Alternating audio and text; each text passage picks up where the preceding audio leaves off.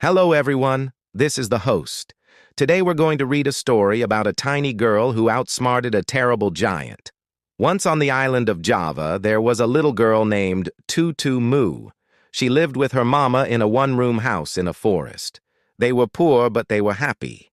Or they would have been happy, if not for a terrible giant who came every day. Each morning, when Too-too-moo woke up, she fastened her hair in a knot with her long hairpin. Then she hurried into the woods to help Mama gather firewood and herbs to sell at the village market. When that was done, Mama cooked a small pot of plain rice and shared it with Too-too-moo for breakfast. She also cooked a huge pot of sweet porridge. She made it from tasty rice flour, fragrant coconut milk, and lots of sugar. But not even the tiniest bit of the porridge was for Too-too-moo and her mama. It was all for the giant. Mama knew if the giant came and did not find a full pot of porridge, he would eat Too-too-moo instead. Then Mama left for the market, while Too-too-moo did the housework. She shook out their sleeping mat, swept the floor, and washed their few dishes. Then she went outside to play. Soon she heard the giant's terrible footsteps. Boom! Boom! Boom! Too-too-moo ran into the house, picked up the covered pot of porridge, placed it outside on the doorstep, and shut and locked the door. Then she crouched and trembled in a corner. The giant stamped up to the house. With one huge finger, he knocked on the door. Tock, tock, tock. Then he called, "Too-too-moo, where are you?" And Too-too-moo answered, "In the house." "And where is your mama?" "At the market." "And where is my porridge?" "In the pot." The giant took off the cover, picked up the pot, and swallowed the porridge in one big gulp. Then he threw down the pot and stamped back through the forest. This happened every day. When Mama returned in the evening, she brought food that she had bought with the money earned at the market. But since they had to feed the giant, there was never enough for themselves. One day, Mama did not sell as much as usual. When she came home, she had only enough food for the giant. She and Too-too-moo had to go hungry. The next day was the same, and so was the day after that. Too-too-moo and her mama were starving. On the fourth morning, Too-too-moo got up, fastened her hair with her long hairpin, and helped Mama gather firewood and herbs. Then Mama cooked the porridge for the giant and left for the market. The sweet smell of the porridge filled the little house. Too-too-moo was so hungry she couldn't stand it. "I'll eat just one spoonful," she said to herself. "The giant will never know." Too-too-moo uncovered the pot and ate one spoonful, but she was too hungry to stop. Before she knew what she was doing, a quarter of the porridge was gone. Then she heard the giant's terrible footsteps. Boom! Boom! Boom! Too-too-moo quickly covered the pot, placed it outside on the doorstep, and shut and locked the door. Then she crouched and trembled in a corner.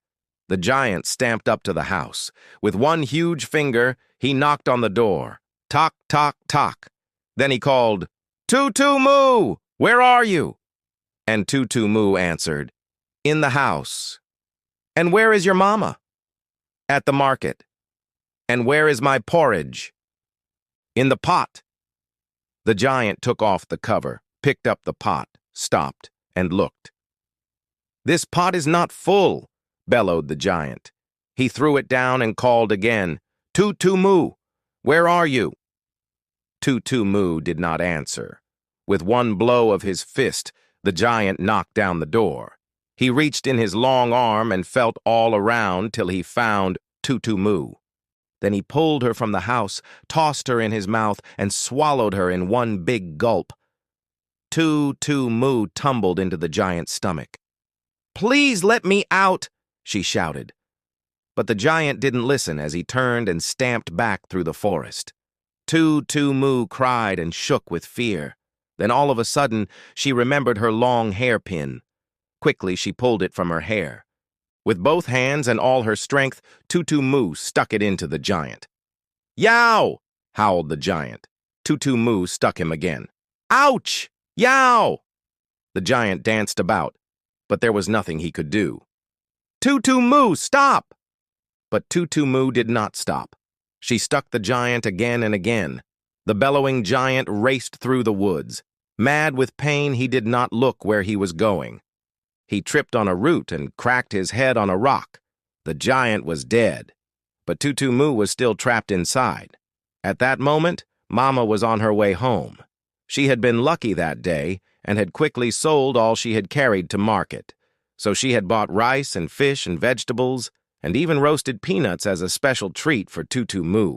But when she reached the house, she saw the porridge thrown down and the door knocked in. She called, "Too-too-moo, where are you?" There was no answer. Mama grabbed a big cooking knife and ran along the trail of the giant's footsteps, calling, "Too-too-moo, where are you?" Still no answer. Then she came to where the giant lay dead. But her daughter was nowhere to be seen, so she called one last time, "Too-too-moo, where are you?" And Too-too-moo answered, "In the giant." With both hands and all her strength, Mama slit open the giant's side, and out climbed Too-too-moo. From that time on, Too-too-moo and her mama were happy. There was no more giant to bother them. They always had enough to eat. And they had sweet porridge for breakfast, every single day. And now I want to hear from you. What would you do if you met a friendly giant? Please leave your answer in the comments below. Also, please like the video and share it with your friends. Thank you for watching. See you next time.